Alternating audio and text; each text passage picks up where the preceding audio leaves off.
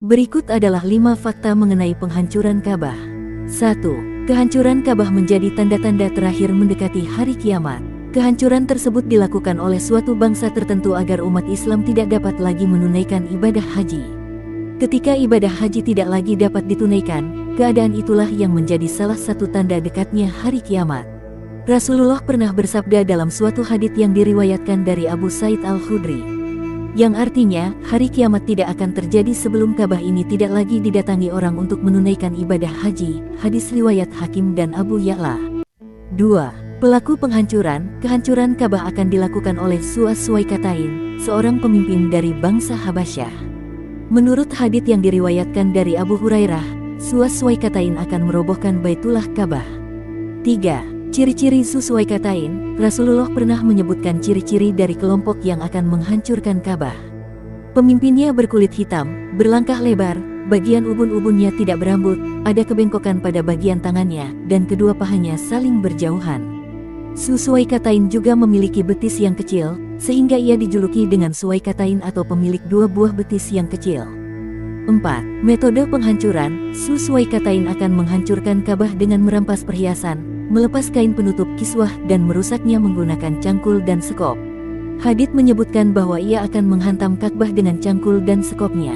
5. Sejarah kemunculan. Su'as-Suwaikatain pertama kali muncul pada masa Nabi Isa, dan kemudian diutus kembali ke bumi setelah kebinasaan Ya'juj dan Ma'juj untuk menghancurkan Ka'bah. Berikut adalah 5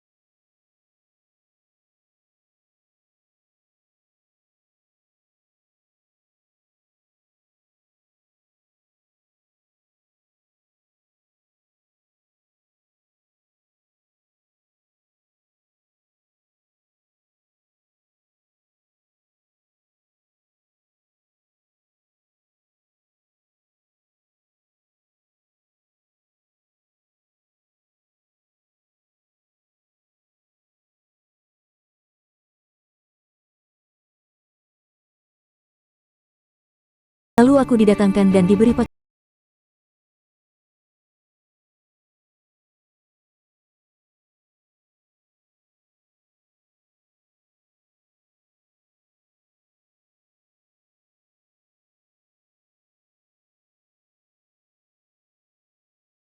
bulat dan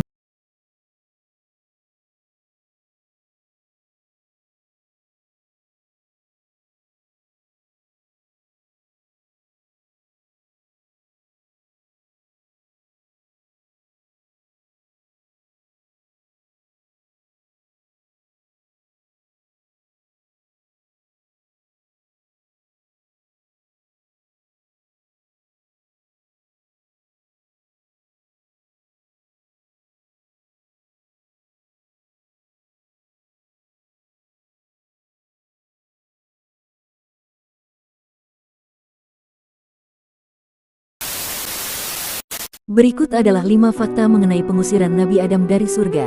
1. Pelanggaran perintah. Nabi Adam dan istrinya, Hawa, dikeluarkan dari surga oleh Allah karena melanggar perintah dengan memakan buah terlarang, yang mendorong keduanya dan menyesatkan keduanya dengan tipu daya, bujuk rayu, dan sumpah palsu ialah setan. Hal ini sebagaimana difirmankan Allah dalam surah Al-Baqarah ayat 36. Lalu, keduanya digelincirkan oleh setan dari surga itu dan dikeluarkan dari keadaan semula. Para ulama berbeda pendapat mengenai surga Adam ini, apakah merupakan surga yang dijanjikan kepada orang-orang mukmin sebagai pahala mereka, ataukah sebuah taman dari kebun-kebun dunia yang sering diumpamakan Allah dalam Al-Quran dan keduanya memakai lafaz jannah. 2. Tempat turun. Setelah pengusiran, Nabi Adam turun ke bumi. Menurut beberapa pendapat, tempat turunnya adalah di negeri India. Nabi Adam turun dari surga ke bumi pada hari Jumat, sebagaimana diceritakan Abu Hurairah. Rasulullah bersabda, sebaik-baik hari yang padanya matahari terbit adalah hari Jumat. Pada hari itu Adam diciptakan, dan pada hari itu pula ia dimasukkan dan dikeluarkan dari surga. Pada riwayat lain disebutkan, dan hari kiamat terjadi pada hari itu pula. Hadis riwayat Muslim. 3. Penyesalan dan tangisan. Nabi Adam menyesal dan menangis selama 70 tahun setelah diusir dari surga. Para ulama menyebutkan bahwa Nabi Adam berada di dalam surga selama 100 tahun. Setelah turun dari surga ke bumi, Adam menangis sedih selama 70 tahun. Ia sedih karena meninggalkan surga, dan kemudian menangisi kesalahannya selama 70 tahun pula. Adam juga menangis selama 40 tahun karena menyesali terjadinya pembunuhan putranya, Habil, oleh saudaranya sendiri, Kabil. Jika tangisan Adam itu dihitung secara terpisah, maka bisa dihitung bahwa Nabi Adam menangis sepanjang hidupnya selama 180 tahun. 4. Catatan Al-Quran. Pengusiran Adam dan Hawa dari surga dicatat dalam surat Al-A'raf ayat 24-25. Turunlah kamu akan saling bermusuhan satu sama lain. Bumi adalah tempat kediaman dan kesenangan sampai waktu yang telah ditentukan. Di sana kamu hidup, di sana kamu mati, dan dari sana pula kamu akan dibangkitkan. Bersamaan dengan diturunkannya Nabi Adam dan Hawa, iblis dan ular juga diturunkan ke bumi. 5. Hikmah. Pengalaman ini mengajarkan tentang kesalahan, penyesalan, dan tanggung jawab sebagai khalifah di dunia. Ibnu Ishaq berkata, sebagian pakar sejarah bertutur kepadaku bahwa sebelum kedatangan Islam, ada seorang wanita dari Bani Saham yang bernama Al-Gaitalah, dikenal sebagai seorang dukun wanita pada zaman jahiliyah. Pada suatu malam, sahabatnya dari bangsa jin datang menemuinya, kemudian menjungkirkan apa yang ada di bawah sang dukun, sambil berkata, "Aku telah tahu apa akan terjadi. Dia adalah hari luka serta hari penyesalan." Ketika hal tersebut terdengar oleh orang-orang Quraisy, mereka berkata, "Apa maksud dari ucapan itu?" Pada malam yang lain, jin sahabat Al-Gaitalah kembali datang menemuinya kemudian menjungkirkan apa yang ada di bawah Al-Gaitalah. Sambil berkata, "Tahukah kamu apakah kematian itu? Ka'ab akan tewas terbaring." Ketika hal ini didengar orang-orang Quraisy, mereka berkata, "Apa maksud dari ucapannya itu? Apa yang dia dikatakan pasti suatu saat terjadi. Perhatikanlah dengan seksama apa yang akan terjadi." Mereka tidak mengerti maksud perkataan jin tersebut hingga terjadinya perang Badar dan Uhud di Syib. Ketika segala bentuk tipu daya para dukun tidak berguna sedikit pun bagi mereka untuk menghancurkan perkembangan Islam, saat itulah mereka mengerti bahwa itulah maksud perkataan jin kepada Al-Gaitalah. Ibnu Hisham berkata, Al-Gaitalah berasal dari Bani Murrah bin Abdul Manat bin Kinanah, saudara Mutlik bin Murrah. Al-Gaitalah adalah ibu dari Al-Gayatil yang disebutkan Abu Talib dalam untaian syairnya. Sungguh bodohlah sebuah kaum yang mengubah Bani Khalaf menjadi Al-Gayatil. Ibnu Ishaq berkata, Ali bin Naf al-Jurashi berkata kepadaku, bahwa Janib, satu kabilah di Yaman, mempunyai seorang dukun pada zaman jahiliyah. Tatkala berita tentang Rasulullah tersebar kemana-mana, kabilah Janib berkata kepada dukun itu, coba perhatikan dengan cermat tentang orang tersebut.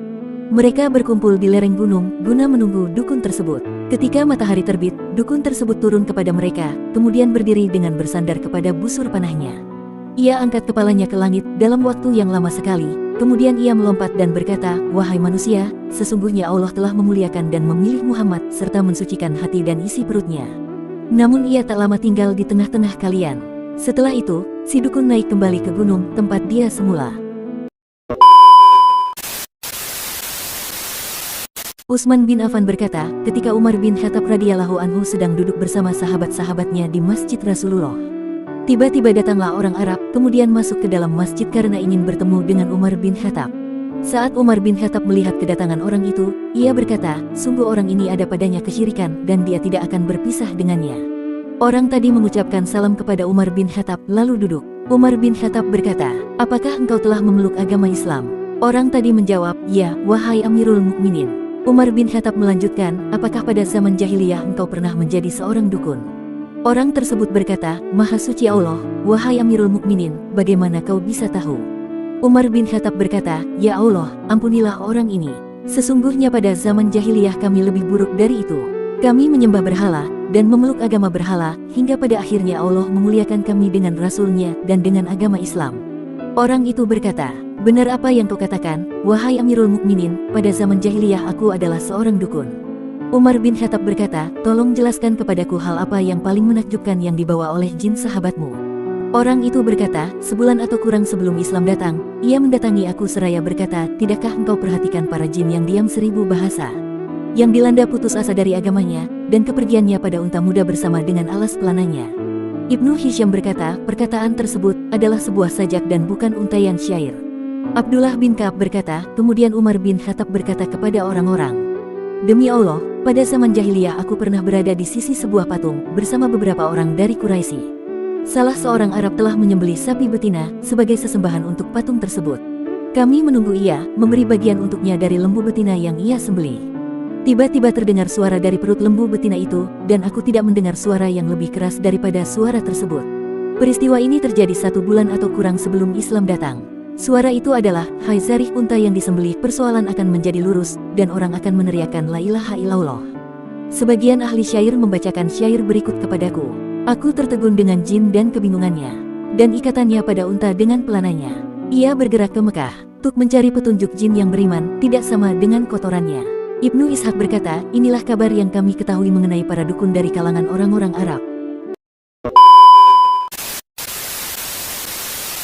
Ibnu Ishaq berkata, rabi-rabi Yahudi, pendeta-pendeta Kristen, dan dukun-dukun Arab membahas tentang Rasulullah sebelum kenabian beliau karena masa kenabian sudah semakin dekat.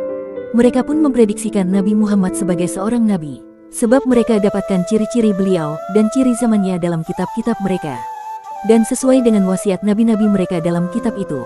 Sedangkan dukun-dukun Arab, mereka didatangi setan-setan dari bangsa jin yang membawa berita yang mereka curi, sebab saat itu setan-setan tidak dihalang-halangi untuk mencuri berita langit. Dukun lelaki dan dukun wanita Arab tiada henti mengungkap tentang hal-hal yang berhubungan dengan Rasulullah, tapi orang-orang Arab tidak ambil peduli hingga saat Allah mengutus Rasulullah sebagai nabi, dan ramalan-ramalan dukun-dukun tersebut menjadi kenyataan. Saat itulah, orang-orang Arab baru mengetahui berita tersebut. Tatkala masa kenabian Rasulullah semakin dekat dan waktunya telah tiba, setan-setan dihalang untuk mencuri-curi kabar langit dan dijauhkan dari kursi-kursi yang di masa lalu mereka duduki untuk mencuri kabar langit. Mereka dilempari dengan panah-panah berapi. Saat itulah jin-jin menyadari bahwa pelemparan terhadap dirinya itu pasti terjadi karena satu urusan besar yang ditetapkan Allah kepada hamba-hambanya. Maka jin-jin itu pun beriman dan membenarkan. Setelah itu, mereka pulang pada kaumnya dan memberikan peringatan. Allah mengabadikan perkataan mereka ini dalam surah Al-Ahqaf ayat 29-30. Mereka berkata, hai kaum kami, sesungguhnya kami telah mendengarkan Al-Quran yang telah diturunkan sesudah Musa, yang membenarkan kitab-kitab yang sebelumnya, lagi memimpin kepada kebenaran dan kepada jalan yang lurus.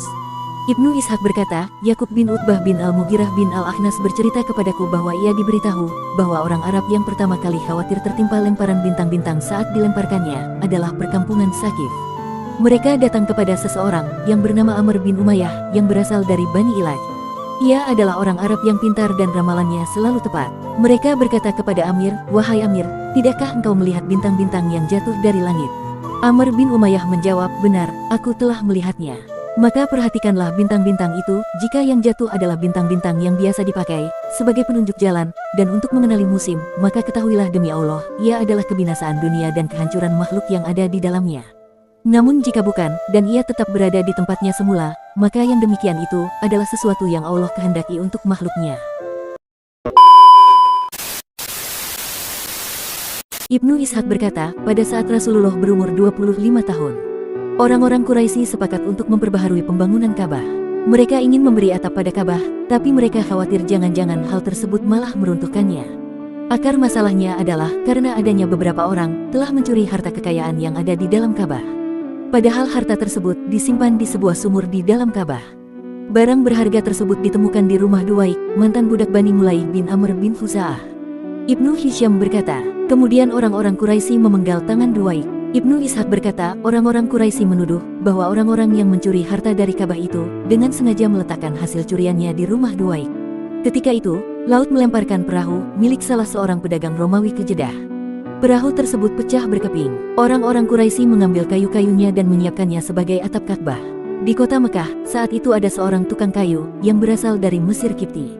Orang inilah yang menyiapkan sebagian bahan untuk pembangunan Ka'bah. Pada saat mereka sedang bekerja, tiba-tiba muncul ular keluar dari sumur Ka'bah. Mereka sangat takut kepada ular tersebut. Suatu ketika, saat ular tersebut sedang berada di tembok Ka'bah, Allah mengirim seekor burung, lalu burung itu menerkamnya dan membawanya pergi. Melihat peristiwa ajaib tersebut, orang-orang Quraisy berkata, kita berharap semoga Allah meridai apa yang akan kita kerjakan. Kita memiliki seorang pekerja yang telaten, kita juga memiliki kayu. Allah telah melindungi kita dari ular tersebut. Ibnu Ishaq berkata, ketika orang-orang Quraisy telah sepakat meruntuhkan Ka'bah dan membangunnya kembali, Berdirilah Abu Wahab bin Amr bin Aids bin Abde bin Imran bin Mahzum. Ibnu Hisyam berkata, kemudian dia mengambil batu dari Ka'bah, namun batu itu meloncat, lepas dari tangannya, dan kembali ke posisinya semula.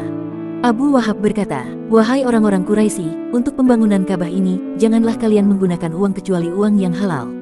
Ibnu Ishaq berkata, Abu Wahab adalah paman ayah Rasulullah. Ia seorang yang sangat terhormat. Ibnu Ishaq berkata, orang-orang demikian dilanda khawatir untuk melakukan pemugaran terhadap Ka'bah. Al-Walid bin Al-Mughirah berkata, akulah yang akan memulai meruntuhkan Ka'bah.